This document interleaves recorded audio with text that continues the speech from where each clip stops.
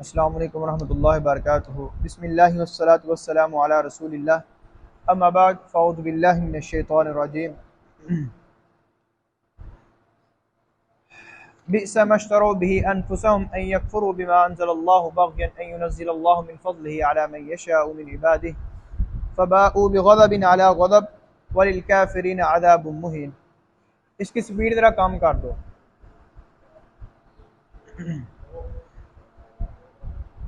جس طرح اللہ رب العزت نے بنی اسرائیل کا تذکرہ فرمایا تھا، اور اللہ تعالیٰ نے یہ بھی بات بیان فرمائی کہ ہم نے موسیٰ کو کتاب دی، موسیٰ کے بعد کئی انبیاء بھیجے، ان کو بھی ہم نے یہ صحیفے وغیرہ عطا کیے، لیکن اس کے باوجود بھی وہ ایمان نہ لائے، تو اللہ تعالیٰ پھر فرماتے ہیں بئس ما اشتروا بہ انفسہم، بہت ہی بری وہ چیز ہے جس کے ذریعے انہوں نے اپنے نفسوں کو بیچ دیا۔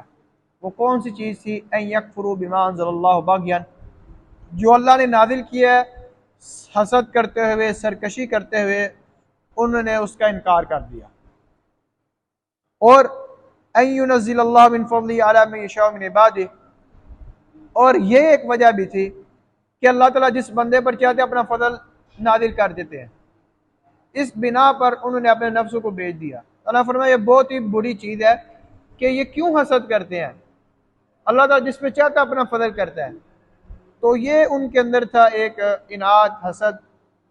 تو اللہ تعالیٰ فرماتے ہیں فباؤوا بغضب علی غضب، جب وہ اللہ کی تقسیم پہ راضی نہیں رہے، یہ چاہتے کہ اسے یہ چیز کیوں مل گئی ہے، کہ فلاں چیز کا وہ مستحق نے، ہم مستحق تھے، جب اللہ کی تقسیم پہ راضی نہیں رہے، شکوے شکایتیں کی، کفر کیا، تو اللہ تعالیٰ فباؤوا بغضب علی غضب، تو وہ لوٹے غصے پر غصہ، یعنی اللہ کے غصے کے ساتھ لوٹے، یعنی غصے پر غصے کے الفاظ اس طرح کہ بہت زیادہ اللہ تعالیٰ کا ان پر غصہ تھا۔ آگے فرمایا وللکافرین عذاب مہین، اور کافروں کے لیے رسوا کرنے والا عذاب ہے، یعنی انکار کرنے والوں کے لیے۔ آگے فرمایا وَإِذَا قِيلَ لَهُمْ آمِنُوا، جب ان سے کہا جاتا کہ تم ایمان لے آؤ اس چیز پر انزل اللہ جو اللہ تعالیٰ نازل کی ہے، قالوا، تو کہتے ہیں نؤمن بما انزل علینا ویکفرون بما وراءہ، کہتے ہیں ہم نے جس پر ایمان لانا تھا ہم ایمان لے آئے ہیں، اس کے علاوہ جو ہے ہم نے اس کا کفر ہی کرنا ہے۔ یعنی کیا مطلب؟ وہ کہتے ہیں ہمارے پاس تورات تھی، ہمارا کام تھا تورات پر ایمان لانا، تو ہم اس پر ایمان لا چکے ہیں، اب تورات کے علاوہ ہم اور کسی کتاب پر ایمان نہیں لانے والے، ہم نے بس ایک کتاب پر ایمان لانا تھا، وہ ایمان لا چکے، ہمارا کام ختم، ہم نہیں اس قرآن کو مانتے۔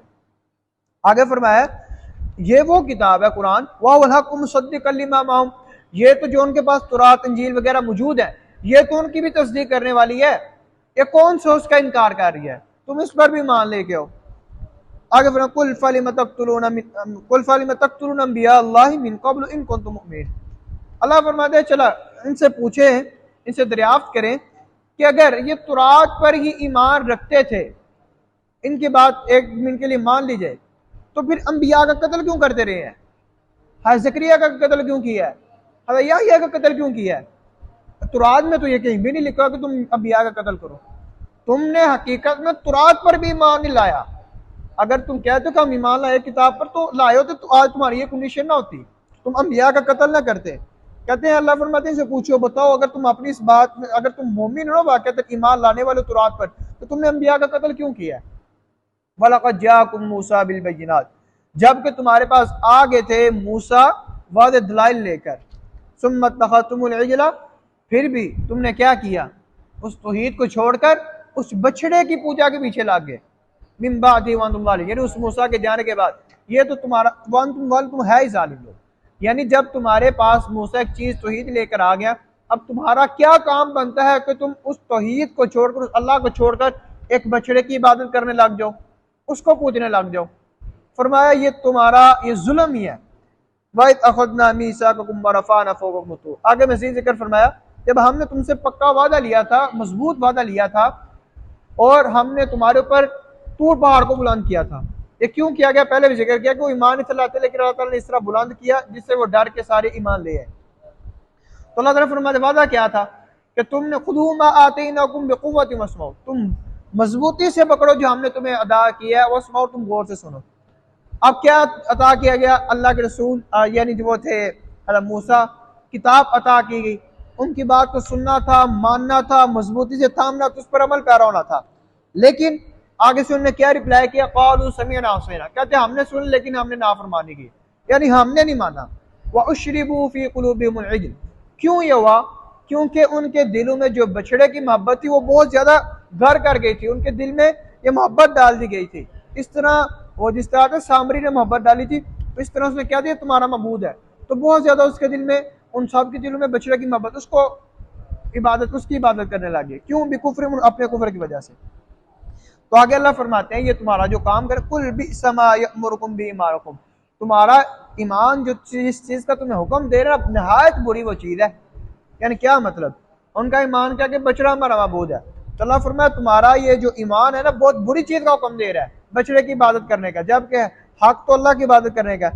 ان کنتم مؤمنین، اگر تم واقعتاً مومن ہو تو اس بات کو تم سمجھو کہ تم نے اللہ کی عبادت کرنی ہے، بچڑے کی عبادت نہیں کرنی، نہیں تو تمہارا ایمان وہ ایمان نہیں ہے جو تمہیں اللہ کو چھوڑ کر کسی اور کی عبادت کرنے کا کہتا ہے۔ چلتے آج کی حدیث کی طرف، جس طرح ہم نے لاسٹ ٹائم پڑھی تھی استغفار کی برکت ہے۔ آج کی حدیث کا ٹائٹل ہے نیک بیوی بہت بڑی نعمت ہے۔ ان عبداللہ بن عمر رضی اللہ تعالی عنہ، عبداللہ بن عمر بیان فرماتے ہیں قال رسول اللہ صلی اللہ علیہ وسلم، اللہ کے رسول صلی اللہ علیہ وسلم نے ارشاد فرمایا الدنیا کلھا متاع، دنیا ساری کی ساری فائدے کی چیز ہے، وخیر متاع الدنیا المرأة الصالحہ، اور دنیا میں سب سے بہترین جو فائدے کی چیز ہے المرأة الصالحہ، وہ نیک عورت ہے۔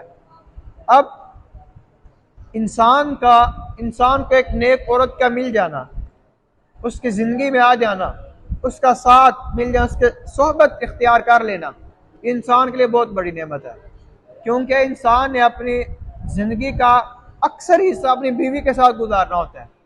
اگر اس کے ساتھ ہی آپ کو کمپرومائز نہ ہو، اگر وہ ہی آپ کی بات سمجھنے والی نہ ہو، آپ کو سمجھنے والی نہ ہو، وہی آپ کو نیکی کی طرف راغب کرنے والی نہ ہو، وہی آپ کی فضول خرچیاں جو ہے وہ نہ کرنے والی ہو، بچانے والی ہو، آپ کی ماں کی حفاظت کرنے والی ہو، آپ کی اولاد کی، آپ کے گھر کی حفاظت کرنے والی ہو، آپ کی عدم موجودگی میں پورے خاندان کی جو اس کی اولاد ہے، مال ہے، ہر ایک چیز کی حفاظت کرنے والی ہو، یہ ہے نیک عورت۔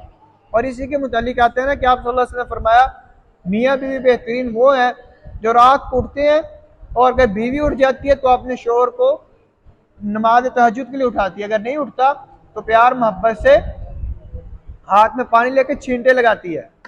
تو پھر اگر بیوی نہیں اٹھ رہی تو خاوند اپنی رات کو تہجد کے لیے اٹھا ہے تو وہ اپنے ہاتھ کو گیلا کر کے اپنی بیوی کے منہ پر چھینٹے مارتا ہے۔ یہ ہے محبت، یہ ہے اصل نیک بیوی۔ اگر نیک بیوی ہی نہ ہو تو اس نے نماز تو دور کے بعد تہجد کیسے پڑھنی ہے؟ اس لیے اللہ تعالیٰ سے دعا کریں کہ اللہ رب العزت نیک صالحہ بیوی عطا فرمائے جو آپ کی زندگی کو خوشگوار بنائے، آمین۔ وما توفیق الا باللہ، علیہ توکلت و الیہ انیب۔